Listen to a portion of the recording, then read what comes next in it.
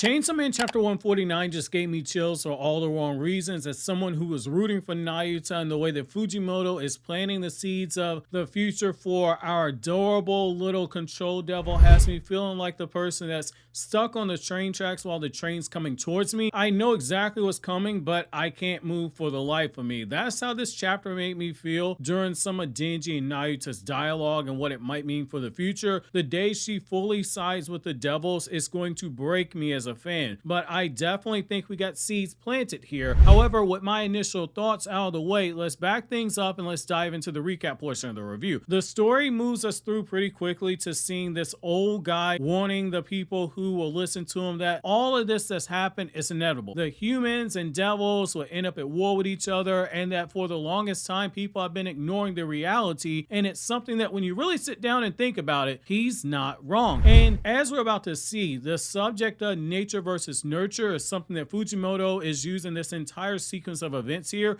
to actually explore in detail. We see the people who are worshiping Chainsaw Man, literally with a Chainsaw Man church in existence, and we see people with merchandise, but as we're told early on, the more feared a fear that's associated with a devil is, the stronger that devil grows. What we're seeing here is that this guy is preaching in the streets, is slowly generating fear of Chainsaw Man through fear itself, and it's because anger in of itself can be construed as being a form of fear. This leads to Fumiko rightfully saying, we need to get out of here, and when Denji offers to transform into Chainsaw Man, she shuts it down, despite Nayuta saying that they don't really need her protection, and Nayuta takes it a step further. She flat out says she's stronger than Fumiko, a grown woman who is also a devil hunter. And this is the story once again reminding us that while Nayuta might look super sweet and adorable, at the end of the day, she's still a devil, and she isn't just any devil either. She is the reincarnation of Makima, and Makima, just in Chainsaw Man Part 1, was a top 3 strongest devil in the series, so this isn't Nayuta making an empty threat. If she wanted to, she could kill Fumiko without her realizing what she's actually done, and when you look at some of the threats that Nayuta has made in this chapter, both verbally as well as physically, you better believe that Yoshida is gonna be made aware of the change in Nayuta, and that's important to take note of because public safety isn't necessarily the biggest fan of Nayuta because she's the reincarnation of Makima, but we'll touch on that later. The interactions that we see coming up here is where you start seeing more of the nature versus nurture being put on display, because Fumiko asks, so if you could just kill anything that attacks us theoretically, does that mean that you'd be willing to kill humans? And we see Nayuta immediately fire back saying, of course not, because humans are weaker than devils. But what's interesting here is two things. One, this question was posed by a member of the public safety, and Denji was given Nayuta by Kishibe with the expressed intention to make sure she isn't raised into another Makima. It's basically Denji's job to prevent that from happening to the best of his ability. The second thing is that this also shows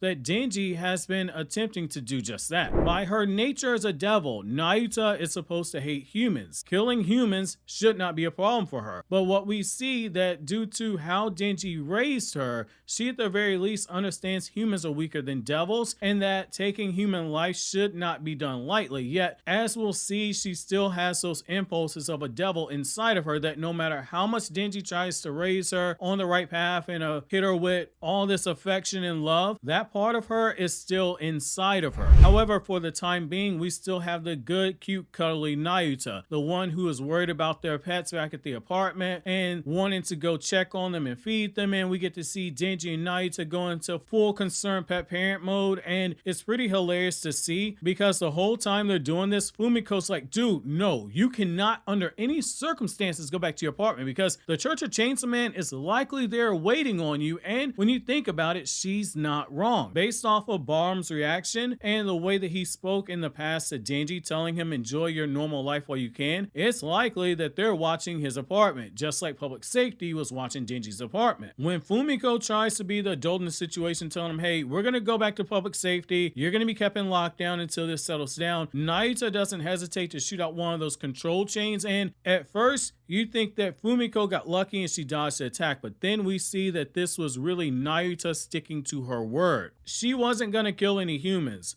But as we see when she takes control of this old lady, Nayuta has no problem forcing another human to kill another human. This is both scary as well as coldly logical. is scary because you can see this is something that a child would clearly think about, not looking at it from the perspective of, oh, I'm still responsible for the result of this because I made it happen. I put it in motion. She's looking at it like, I didn't directly kill her with my own hands, so this doesn't count. The same way a child will cross their fingers when making a promise that they intend to break. However, Fujimoto gives you this hardcore moment where you think Fumiko might actually die, only to have Denji start tickling Nayuta, so we see her laugh and have this adorable laugh and expression, and it gives Fumiko the chance to escape. Yet the gravity of the situation is not lost on Denji, and he basically calls out Nayuta for it, asking her if she's truly enjoying the thrill of almost killing Fumiko. Nayuta doesn't even attempt to hide it, saying that killing living beings for devils is as natural as it is for fish to swim, and that hurting people makes her feel alive, which she implies when she asks Denji if it makes him feel alive, going so far as that he must feel it instinctually too, because at the end of the day, Denji is a devil hybrid. While not a full devil per se like Nayuta, who despite looking human is actually a devil, Denji does have Pochita's heart. Denji is a devil hybrid, so you can see where Nayuta is making that connection. It's one of our most glaring signs that Denji's efforts to raise Nayuta into something different than her nature that she shares with Makima might eventually fail, and it might be inevitable. And she goes as far as to ask Denji to join her on the side of devils, and her reasoning for joining the devils is just like that of a child, which that's what she is. She's basically making the same argument that a child would make if you said, hey, here's $1 million to spend on anything that you want. That kid would buy a bunch of junk food and toys and video games, nothing of any real substance, because that's how a child's brain works. Nayuta, when she's questioned by Denji, what about your friends? What about my friends? She's just cold in her response. She's basically saying, what about them? They don't matter. We're seeing signs of her devil nature beginning to pop up, and you can clearly see that her interactions with her big sister Fami is woken something up inside of her that was always going to be there. All Denji has managed to do so far is to push back the clock, but based on her wording, the narrative, at least as of right now, wants you to believe there's a potential split coming with these two, and we see a possible trigger for the split. Asa Mitaka, who Nayuta flat out asks, what is she to you? And that's where we see another dangerous side of Nayuta. She's possessive when it comes to Denji. She hasn't forgot about Denji's attitude towards Mitaka, both when Denji saved her from the falling devil, as well as when she walked in on Denji kissing her. There's more to come here, and for the time being, Denji is able to put out the fire before it gets too hot. After explaining to Nayuta that his kiss with Mitaka is different than all the other times he's kissed someone because it's the first time he kissed a girl or a woman and it didn't result in him being hurt, Nayuta asks Denji, do you like Mitaka? And we get this hilarious scene where he's like, I like her this much. And he's only showing about, like, say, chest length in terms of distance. And then when Nayuta asks, well, do you like me? Denji's like, I like you this much. And he's spreading his arms shoulder length apart. And Nayuta, she's seen enough. And she just suddenly